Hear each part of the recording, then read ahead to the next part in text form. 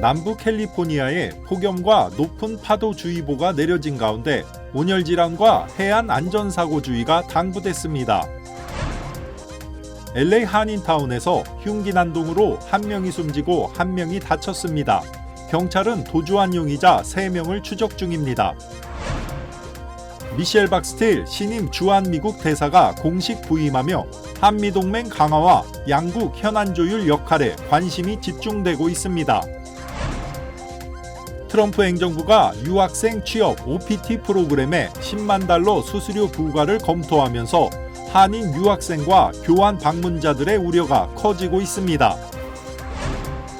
대규모의 모로코 이주민들이 스페인 세우타로 몰리며 국경 혼란이 빚어진 가운데 스페인 당국은 긴급 대응에 나섰습니다.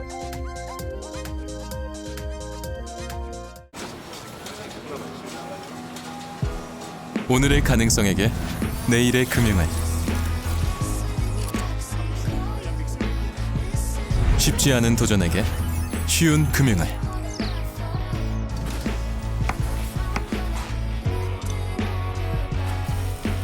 더 커지는 꿈에게 더 힘이 되는 금융을 이것이 당신과 PCB의 시너지 PC빌리티 PCB뱅크.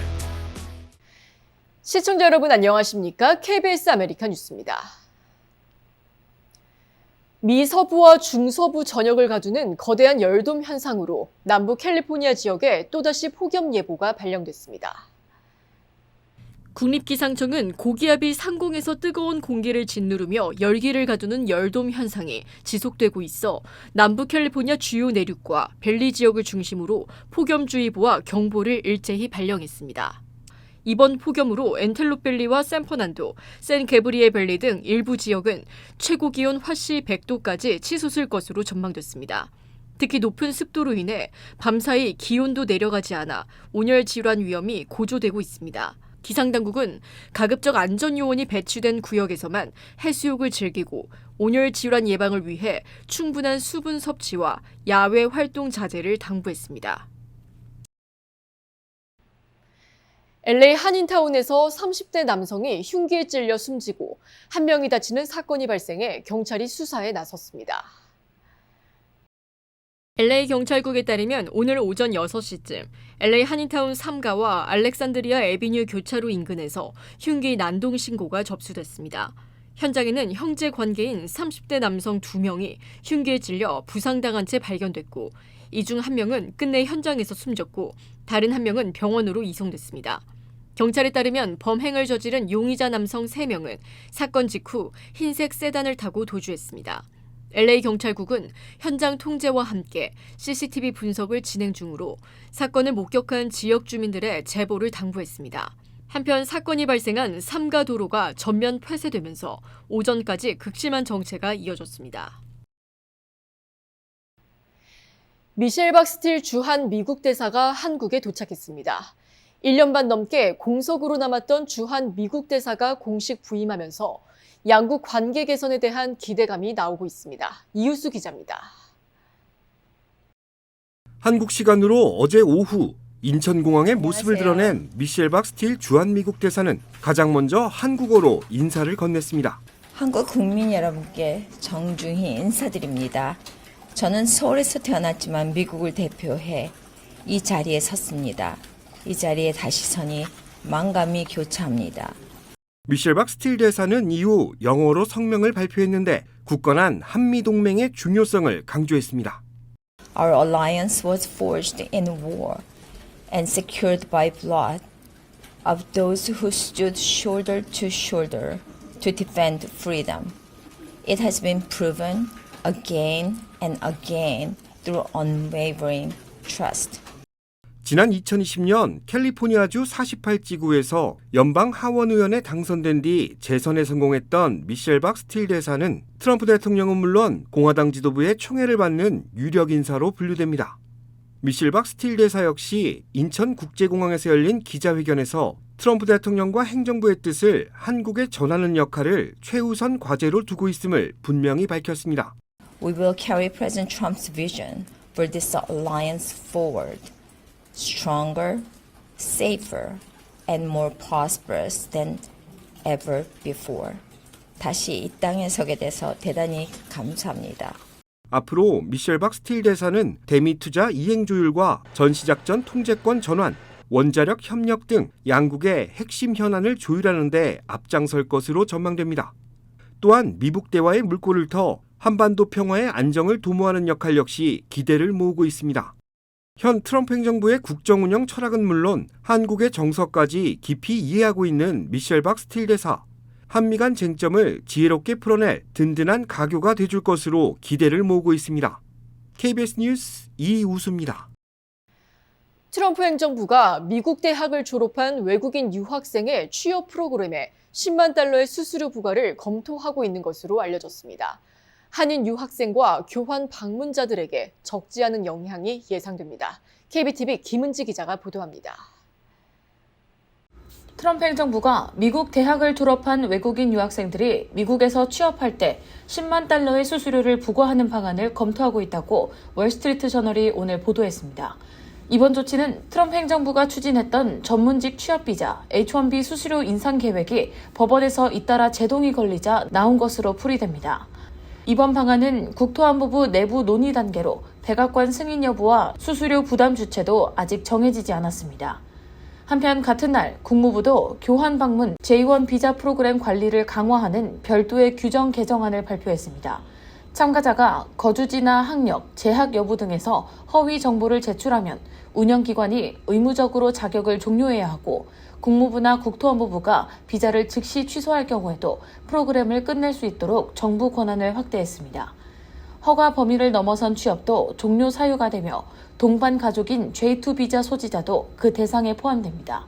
전문가들은 유학생 비중이 높은 한국과 중국, 인도 출신 학생들이 상대적으로 큰 영향을 받을 수 있다고 내다봤습니다. 오늘 발표된 중간선거 여론조사 결과 민주당이 공화당을 앞서며 우세를 보이는 것으로 나타났습니다. 에머슨 대학과 여론조사기관 여고부 조사에 따르면 오는 11월 의회 주도권을 가를 중간선거를 앞두고 진행된 가상투표 조사에서 민주당은 무당층과 여성 유권자층의 지지에 힘입어 53%를 나타냈고 공화당은 42%의 지지율을 기록해 11%포인트 격차를 보였습니다. CNN 조사에서도 민주당이 8%포인트 우세를 나타내며 오차범위 밖으로 우세했습니다. 특히 여성 유권자층에서 민주당 지지율이 27%포인트 높았으며 무당층의 표심 결집과 함께 지속되는 물가 부담, 국정 수행 평가가 표심을 가르는 핵심 변수로 분석됐습니다. 이에 따라 공화, 민주양당은 초박빙 접전지들을 중심으로 본격적인 총력전에 돌입했습니다. 뉴욕 주식시장에서 마이크로소프트의 실적 발표와 저가 매수세에 힘입어 반도체 관련주들이 급반등했습니다. 유가 하락이 반영된 6월 개인 소비지출 물가지수는 다소 진정됐습니다. 박일준 기자입니다. 전날 실적을 발표한 마이크로소프트의 주가가 폭등했습니다. 15% 넘게 올라 2008년 이후 하루 최고의 상승폭을 보였습니다. 인공지능, AI 서비스 등을 제공하는 클라우드 사업 분야가 4년 만에 가장 빠른 성장세를 보였다는 발표 덕입니다. Microsoft eased their concerns. Their spend on their cloud they didn't raise, and their return on their cloud was positive. AI 분야에 대한 우려를 덜어준 데다 최근 하락세에 따른 저가 매수세까지 유입되면서 세계 3대 반도체 업체 마이크론의 주가도 18% 이상 상승했습니다. 반도체주 종합지수인 필라델피아 반도체지수 상승률은 8%를 웃돌았습니다. 이에 힘입어 나스닥 지수가 2.8%가량 오르는 등 뉴욕 주식시장 3대 지수가 모두 상승했습니다. 여러 경제지표가 함께 발표됐지만 주식시장에 영향을 미칠 정도는 아니었습니다. 미국의 2분기 경제 성장률은 전분기 대비 1.5%로 집계됐습니다. 1분기 성장률 2.1%에서 낮아졌습니다. 다만 소비와 AI 투자가 좋았고 성장률 감소 요인도 전략 비축유 방출과 수입 증가여서 미국의 경제는 여전히 탄탄한 것으로 평가됩니다. 미 연방준비제도가 중요시하는 물가지표인 개인소비지출 물가지수 상승률은 여전히 높은 수준이었지만 유가 급등이 반영됐던 5월보다는 다소 둔화됐습니다. 6월 개인소비지출 물가지수는 전년 대비 3.7% 올랐고 변동성이 큰 에너지와 식료품을 빼면 3.3% 상승했습니다. 장 마감 직후 아마존은 예상치를 뛰어넘는 실적을 발표하면서 시간외 거래에서 급등하고 있고 일부 분야에서 기대치에 미치지 못한 애플의 주가는 하락하고 있습니다. 뉴욕에서 KBS 뉴스 박일중입니다. 오늘의 가능성에게 내일의 금융을. 쉽지 않은 도전에게 쉬운 금융을.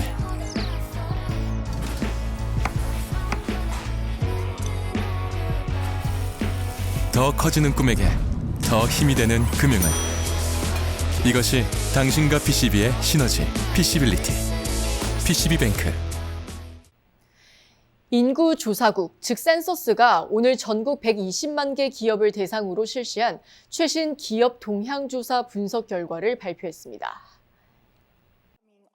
센서스의 기업 동향 조사는 실시간 매출과 고용 현황, 재고 수준, 공급망 차질 등 주요 경영 지표를 격주 단위로 추적하는 핵심 신속 경제 지표입니다. 오늘 발표된 데이터에 따르면 주요 기업들의 매출 실적과 향후 영업 전망은 업종별로 다소 엇갈리는 양상을 보였습니다. 기술과 첨단 서비스 분야는 안정적인 매출 증가세를 유지한 반면 고금리와 물가 부담이 지속된 소매 유통과 건설업계는 실적 감소와 함께 인력 채용을 줄이는 등 침체 신호를 보였습니다. 연방준비제도와 정부 정책 당국은 센서스가 발표한 이번 지표를 바탕으로 향후 금리 정책과 경제 연착륙 여부를 면밀히 파악할 예정입니다. 모로코와 국경을 맞댄 스페인의 한 도시로 아프리카 이주민들이 대거 몰리며 큰 혼란이 빚어졌습니다. 도로가 막히자 언덕을 넘거나 상당수가 바다로 향하면서 사망자까지 발생했습니다. 우정화 기자가 보도합니다. 북아프리카의 모로코와 국경을 접하고 있는 스페인 자치도시 세우타. 철문이 열리자 수많은 인파가 순식간에 몰려듭니다. 일부는 철조망을 넘으려 안간힘을 써봅니다. 세우타로 들어오려는 모로코 이주민들입니다. 아예 바다로 뛰어들기도 합니다. 고무보트 하나에 의지하거나 목숨을 걸고 헤엄쳐 국경 넘기를 시도합니다. 대혼란 속 이주민으로 추정되는 시신 2구가 발견되기도 했습니다. 세우타 당국은 지난 며칠간 국경을 넘은 이주민이 1,500명에 달한다고 밝혔습니다. 모로코가 국경 검문소에서 약 500m 떨어진 지점부터 도로를 차단하며 이주민을 막아보려 했지만 역부족이었습니다. 현지 언론들은 지난달 말 스페인 대법원의 판결이 대규모 집단 탈출의 원인으로 보고 있습니다. 바다로 들어온 이주민들을 즉시 송환할 수 없다고 판단했기 때문입니다. 인구 8만 5천 명의 작은 도시인 세우타 당국은 중앙정부에 긴급 도움을 요구하고 나섰습니다. 중앙정부의 국가 비상사태를 선포하고 접경지에 군을 배치해달라고 요청했습니다. Una respuesta estructural en medios, en infraestructuras, en normativa, en regulación. 반면 스페인 정부는 비상사태 선포 대신 모로코 정부와 협의하겠다는 원론적인 입장만 밝히고 있습니다. 산체스 스페인 총리는 SNS에 모로코와 협력해 가능한 한 빠른 정상화를 위한 조처를 준비하겠다고만 언급했습니다. KBS 뉴스 우정화입니다. 미국 내 불법 체류자가 2024년 중반 기준 1,580만 명으로 추산돼 역대 최고치를 기록했습니다. 2019년보다 약 46% 증가한 수치입니다. KBTV 신영주 기자입니다. 미국 내 불법 체류자가 2024년 중반 기준 1,575만 4천 명으로 추산됐습니다. 이민정책연구소 NPI가 지난 29일 발표한 자료에 따르면 2019년 1,076만 6천 명에서 5년간 498만 8천 명, 46.3% 증가했습니다. NPI는 정식 허가 없이 미 남부 국경에 도착한 이민자가 기록적으로 늘어난 가운데 바이든 행정부가 상당수를 추방 절차가 진행되는 동안 미국에 머물게 한 정책을 주요 원인으로 꼽았습니다. 국경 혼자 완화를 위해 인도적 임시 입국 허가 프로그램을 광범위하게 운영한 것도 증가를 이끈 핵심 요인으로 분석했습니다. 출신 국가별로는 멕시코가 551만 9천 명으로 가장 많았습니다. 전체에서 차지하는 비중은 2010년 62%에서 2024년 35%로 낮아졌지만 여전히 단일 국가 가운데 최대 규모입니다. 2019년 이후 멕시코 출신은 약 27만 명 늘어난 반면 중앙아메리카 출신은 230만 명, 남아메리카 주시는 130만 명 증가했습니다. 아시아에서는 필리핀이 35만 6천 명으로 유일하게 상위 10위에 포함됐습니다. 한국은 상위 10위 밖이었으며 이번 발표에서 2024년 수치는 별도로 공개되지 않았습니다. 뱅크 오브 호프 뉴욕 맨해튼 지점에서 지난 28일부터 진행 중인 BTS 더 시티 아리랑 뉴욕 스탬프 랠리 이벤트가 큰 열기를 모으고 있습니다. 뱅크 오브 호프는 BTS 콘서트 개최일이 다가오면서 지점 현장에는 비가 오는 날씨에도 참여를 기다리는 긴 대기 행렬이 이어지고 있다고 밝혔습니다. 방문객들은 지점 내 포토존과 스크래치 카드 행사에 참여해 열기를 더했습니다. 이번 이벤트는 8월 3일까지 계속될 예정입니다. 오늘 대한항공이 여름 성수기를 맞아 빠르고 편리한 출국을 돕는 공항 이용 꿀팁을 안내했습니다. 대한항공은 우선 모바일 앱의 공항 미리 보기를 이용하면 출국장 혼잡도와 탑승 소요 시간을 미리 확인해 최적의 동선을 잡을 수 있다고 설명했습니다. 또한 앱이나 키오스크를 통한 온라인 체크인과 셀프 백드랍을 활용하면 긴 대기줄 없이 빠르게 수화물을 보낼 수 있다고 덧붙였습니다. 특히 애틀랜타와 시애틀 등 미국 내 5개 노선 환승객은 수화물 자동 연결 서비스를 통해 짐을 다시 찾을 필요 없이 최종 목적지까지 한 번에 이동이 가능하다고 설명했습니다.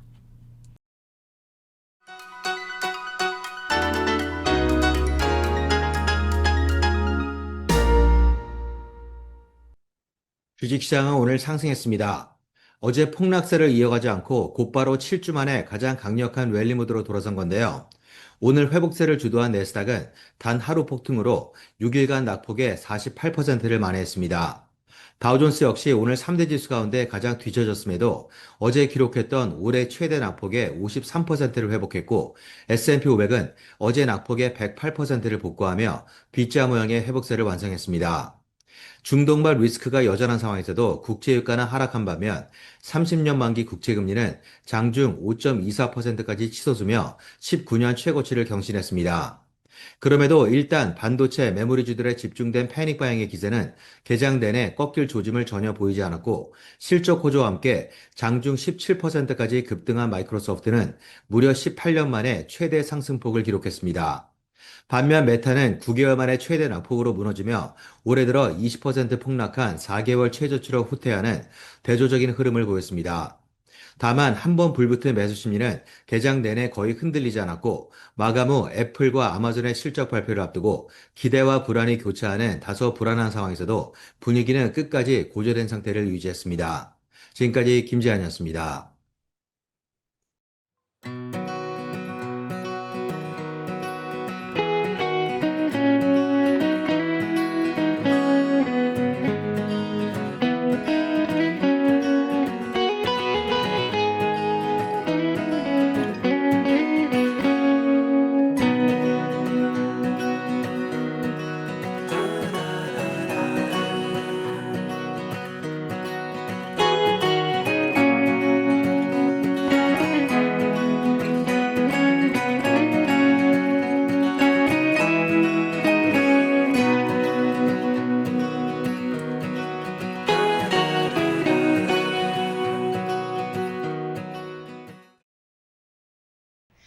KBS 아메리카 뉴스 오늘 소식은 여기까지입니다. 편안한 밤 되시기 바랍니다.